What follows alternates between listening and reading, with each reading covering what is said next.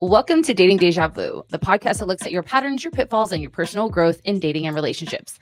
I'm your host, Christina Hathaway, marriage and family therapist and dating and relationship expert. And in today's episode, I'm going to go over the 4 things that will end your relationship. This is fully backed by research. And so if you are doing these 4 things, not only will we be aware of them, but I'll teach you how to improve them so that you can ultimately improve your relationship. So if you are someone who has had just a little bit of the same thing in your relationships and dating, it might be deja vu, but it also might be you. So let's figure it out together.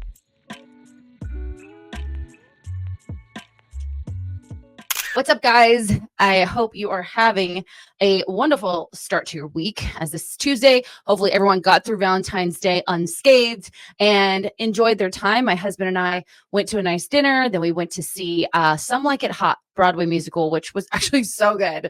It was awesome. I have been a dancer my whole life, so it was just really nice to see like tap dancing and singing and all of that. And so it was fabulous. And I hope that you guys enjoyed the episodes that I launched to help you get through it. Today, we're going to talk about the 4 things that people do in relationships that ultimately end up in breakup, divorce. Now, this is backed by research and it has a 90% efficacy rate, meaning if you do this, you will most likely, you only have a 10% chance your relationship is going to continue. So I thought this would be really, really important, not just for those in a relationship, but for those dating, because we want to know if we do this, especially if we're looking for a forever partner. And I'm going to teach you how to begin to change it. So we're talking about what's called the 4 Horsemen of the Apocalypse. And it's not the end of the world, but it could very much be the end of your relationship if you're not careful. This concept came from the Gottman Institute. John Gottman and his wife, they have an institution where they literally follow relationships. They follow people throughout their relationships. They had this like apartment where they would watch people interact and people would just stay in this apartment and do their day-to-day lives. And they discovered these 4 toxic behaviors that predict a relationship failure, again, within 90%. So I'm going to break down what each of the 4 horsemen is, how to recognize it in a relationship, and more importantly, how to fix it before it is too late. So the 4 horsemen, again, are actually the way that we argue. And the arguing in a relationship is very normal, but how you go about doing it can predict the relationship ending. Now, I'm going to tell you guys, I've struggled with these before in my life, and those relationships ended. And anytime that I see them coming into my current relationship, I have to get very honest with myself and with my husband and apologize for doing these things because they're not nice. And I want you to be okay with like recognizing this in yourself, because again, you can't change anything that you're not aware of. And so I want you to, just go with this without judgment. So the first one is criticism, which is attacking your partner's character rather than the issue at hand. The second is contempt, disrespect, mocking them, being superior to them. This is the most toxic out of the 4. Defensiveness, right? So shifting blame between you and the other person, refusing to take responsibility or accountability for your actions. And then stonewalling, which is just completely emotionally shutting down or withdrawing. When these behaviors show up repeatedly in your relationship, what they do is they break us down, right? They break the other partner down. They break the connection down. They break the trust down. What it does is it can create a lot of resentment in the relationship. And good news, though, is we can get in front of these. So I'm going to break each one down. And the first one we're going to start with is criticism. So again, this is when we attack our partner's character rather than what the situation is. So you never help me around the house. You're so lazy, right? Instead of saying, I feel overwhelmed with the chores, I would love if you could share the load, right? So criticism obviously is very hurtful. We're going after someone's character. And it can, you're telling that person they're wrong because the dishes aren't done, and for you, number one, we'll talk about how to deal with this in the couple minutes here, but I know for me, when I'm getting critical about my partner, it's usually because of something deeper than the dishes, right? I don't feel supported is my thing. My husband is so literally, he just came back from taking back all my Amazon returns. Like, get you a husband that takes back your Amazon returns. Do it. So what Gottman talks about and how to handle these different things are what they call the antidotes to the 4 horsemen. And the antidote is using a gentle startup. Okay. So Gottman found that how you start a conversation determines how it will go 96% of the time.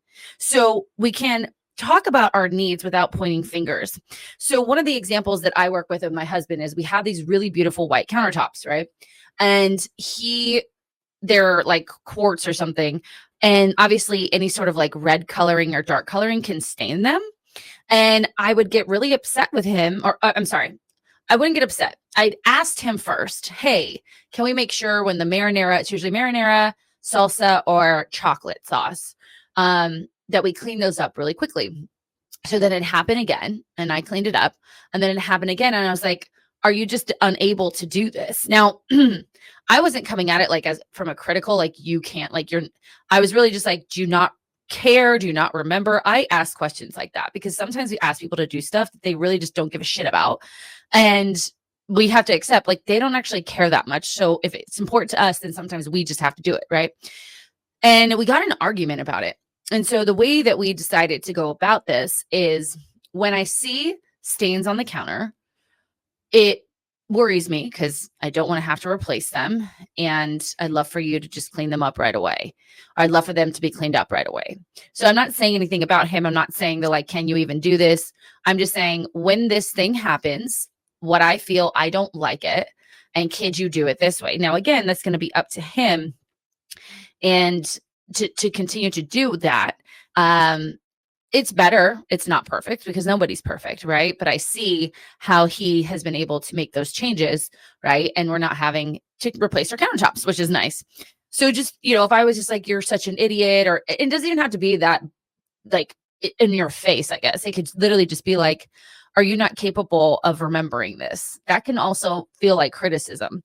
Now, again, like I said, I do ask questions like that. Like, is this even important to you that it's at top of mind when it's happening? I think there's a difference in how you see that. So that gentle start on how we're going to start the conversation instead of you're so lazy, your games are more important than the countertops or whatever.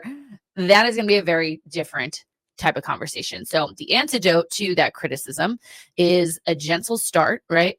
And beware, and I am, when you start to go after the person's character, because you and I both know you're just trying to hurt them at that point. You're not actually trying to resolve anything. So good. Next one is contempt. And contempt is, again, the worst of the Four Horsemen. And it's just pure disrespect, okay? It's talking down to your partner, mocking them, or treating them like they're underneath you. In the next couple episodes, I'm going to go over a very important concept called, it's actually the codependency model that I follow. It's post-induction therapy. And there's this concept of better than and less than.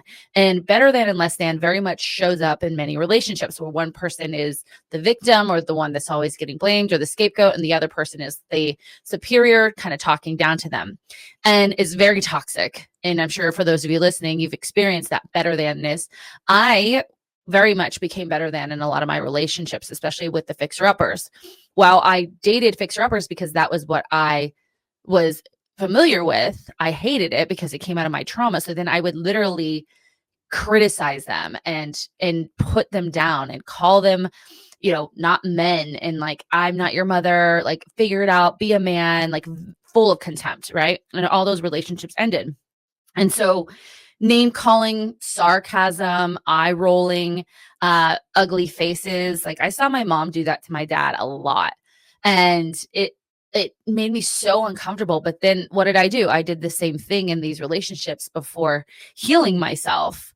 And even like that kind of passive aggressive, like, oh, wow, you remember to finally clean the counters off. Like, if I was like passive aggressive like that, he wouldn't like that, right? And it's really dangerous to have so much contempt because Gottman found that it is the biggest predictor for divorce, right?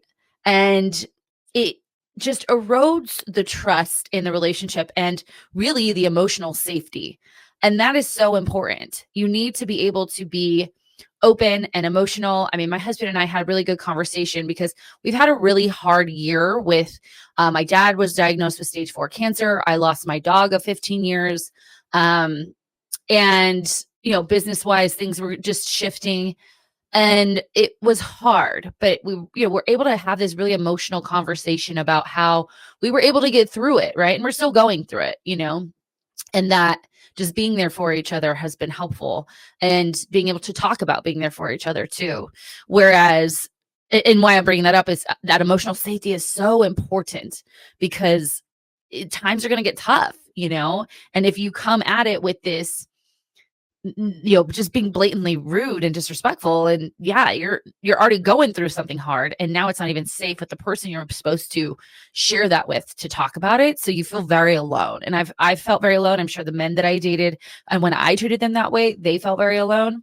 So the antidote is build up a appreciation for your partner, right? Focus on what's good in your partner, not what annoys you. My husband is one of the kindest people I know, and I found him because I did my own work on myself. Now, I still struggle. I'm still a work in progress. And my brain wants to find the smallest thing that he's not doing and criticize him for that, even though he does so much for me. And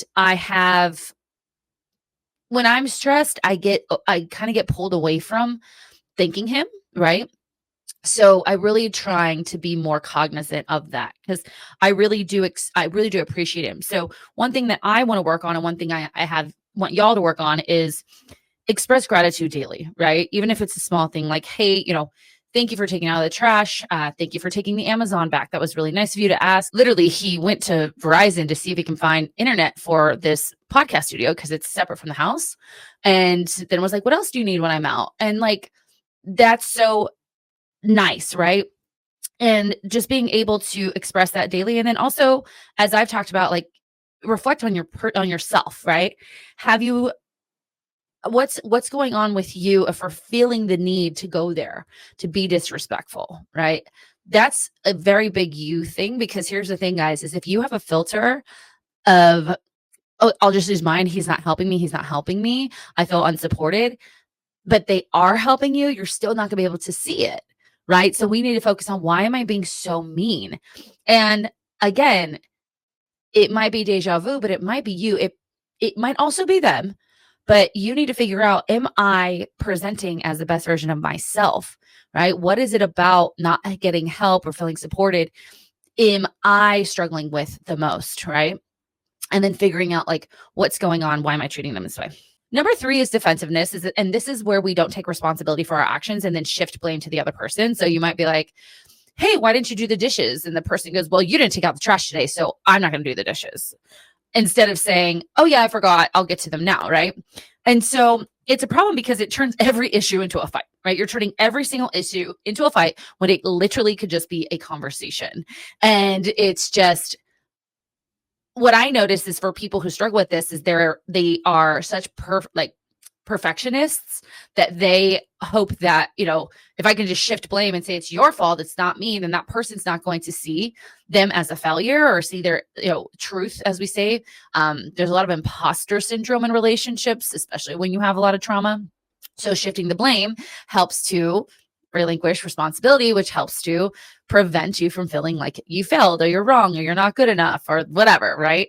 But it's not healthy. So it's, again, we're turning everything into a fight. So the antidote is take responsibility, even partial responsibility, right? You don't have to admit your fault to the whole problem, but acknowledge your part. So I think I talked about this a couple episodes ago, where my husband and I got in a fight, and I had to apologize to him. And I said, I take responsibility for how I talked to you, right? And he took responsibility for the issue that we were talking about around, it was a situation where I needed him to show up in a certain way. He didn't. And because I was highly emotional because of the situation already, I then again projected onto him, and I had to be aware of that, and I had to apologize for that. And so taking the partial responsibility, right? I take responsibility. Yeah, I forgot the dishes, I'll get to them now. And the other part too is shifting from blame to a solution, right? And so for the situation with my husband and I, we didn't necessarily shift to a solution, but we shifted to a solution in the problem between us, because the other issue is outside of us, right? So being able to say, this is how I need you to show up for me in those situations, and not give me, because he tends to do the thing, where guys are like, well, what about this? And what about this? And I'm like, no, I don't need, like, in that moment, I need you to just show up this way and validate me, right? And so just reminding him that I needed him to do that. And so we want to be aware of when we're being defensive, right? If we're not even listening to the person and we're just trying to come up with the next thing, you know what I'm talking about, right? You're trying to come up with a line that's going to come out because you're in a fight mode, right? Pay attention to that. Walk yourself back. I don't need to be defensive. I need to focus on a solution. What am I responsible for here? All right. Number 4 is stonewalling. And this is when we completely shut down, right? I hate this. I have experienced this in my life. I've seen it from my own, through my parents. I saw it in my mom to myself. It's the silent treatment, right? It's leaving the room in the middle of an argument, or like, refusing to make eye contact, walking away. I used to see this with a girlfriend where she would literally just like ghost, but it was because her and her boyfriend were fighting. Like she would just be out and no one knew where she was. Like she's like, I'm going to the bathroom, and she'd literally walk home. And they're fine now. But people tend to stonewall because they're feeling emotionally overwhelmed, but it makes the other person feel rejected, right? It also, as someone who's experienced this, makes you feel like they're withholding their love from you, right?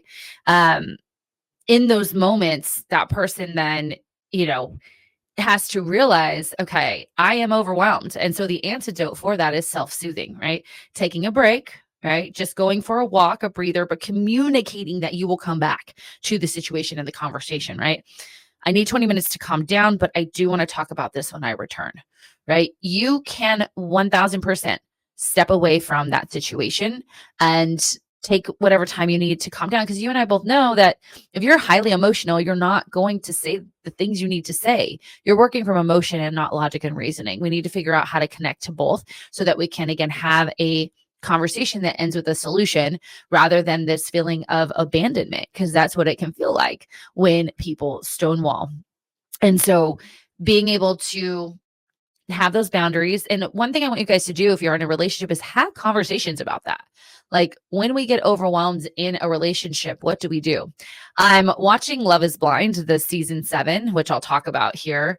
And that's what I love about Love is Blind is you really have these conversations, and people are very open and they're very honest, and they have conversations like this that they normally wouldn't.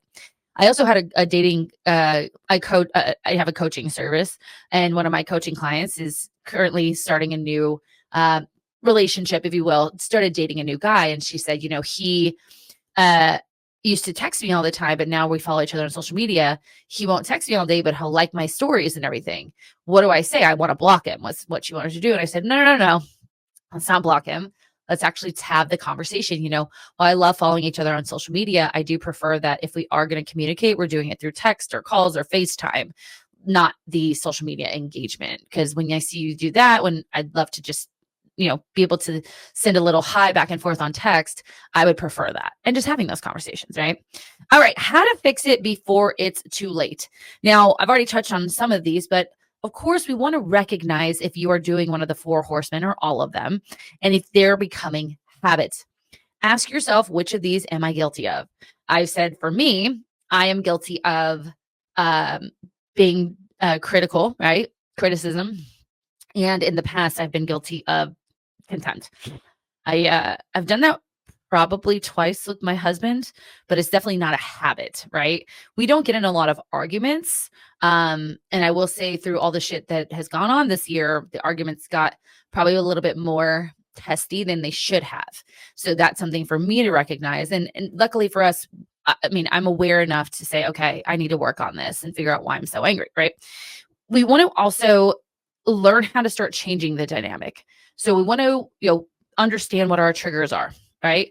What are our triggers? When do these behaviors come up most? So again, like I just talked about, I've had all of this stuff go on, all of these emotions, and I'm still going through it.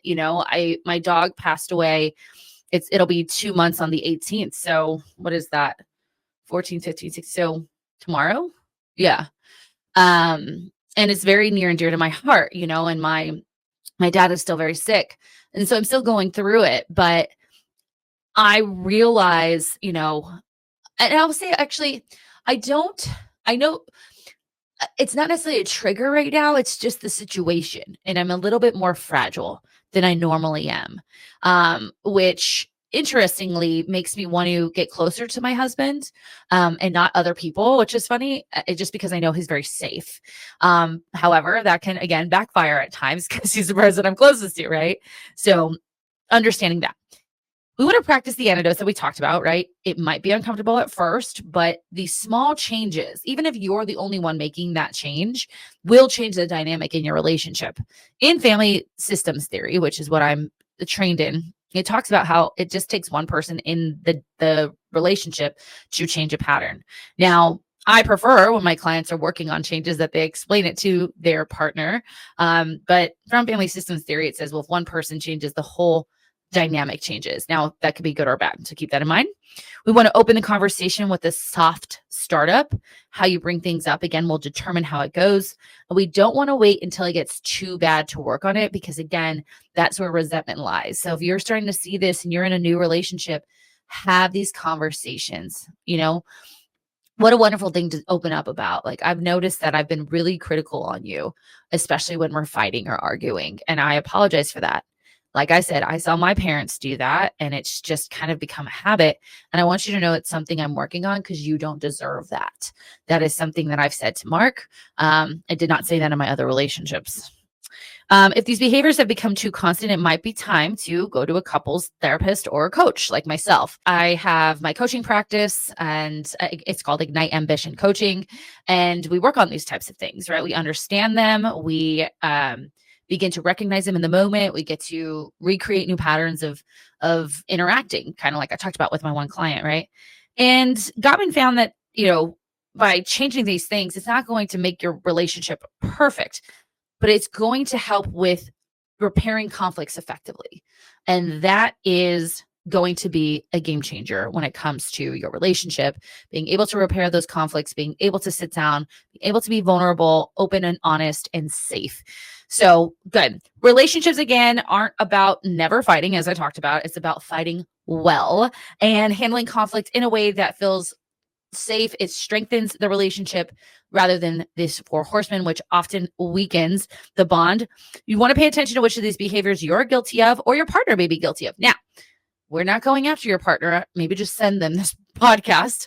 Again, no one is perfect, but awareness is going to be the first step to making those changes. So I hope that you guys found this helpful. In the next episode, we're actually going to flip the script and talk about green flags in relationships and things that we want to strengthen and we want to get more of. And so pay attention to that. If you love this information and you're feeling really helpful, please give me a 5-star rating and review where you listen to your podcast. If you haven't already, make sure to subscribe or follow this show if you listen to it on podcast or YouTube. You can also follow me at Dating Deja Vu Pod on Instagram and YouTube. So if you are like, oh no, I am one of these Four Horsemen, it is up to you to make sure that this is something that you fix, because it might be deja vu, but it also might be you. Goodbye.